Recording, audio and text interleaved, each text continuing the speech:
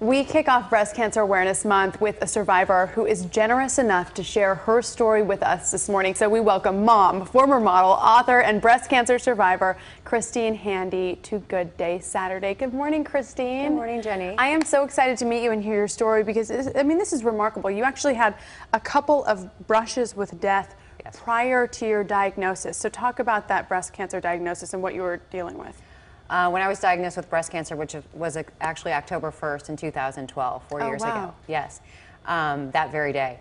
I had just come off a year of a battle with my arm. I was misdiagnosed from a doctor, and I had an infection in my arm, which ultimately led to the fusion of my right arm, my dominant arm. And then I was in a full cast from here to here with no ability to use this arm when I was diagnosed with breast cancer.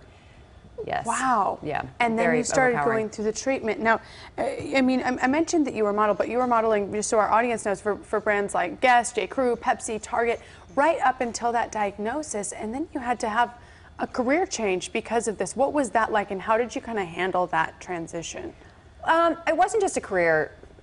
It wasn't just a career change. It was kind of a life-altering change, not just because of the diagnosis, but also because most of my life I had modeled from the age of 11, and I had really depended on what I looked like on the outside. Yeah. And so when I was diagnosed with breast cancer and I lost my hair and my eyelashes and my eyebrows, and my external changed so dramatically, I had to really look inside and figure out what I was going to do going forward.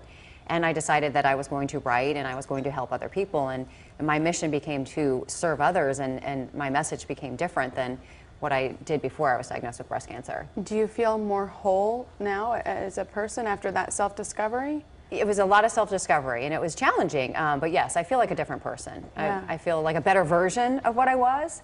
I mean, I loved who I was, but I actually feel like a better version of that person. So what, you know, a lot of our viewers that are watching right now, they may not have had breast cancer, but they may have had life-altering, career-changing circumstances. What advice do you have for finding success after a big change like that?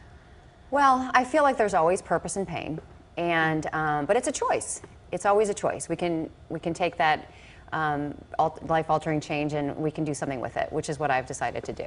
I would like to mentor and help other people and give back. And you decided to write a book. You have accomplished a lot in the 4 years that has passed. So tell us a little bit about the book and what people will learn from that. My book has actually been a bestseller, which has been very exciting for me.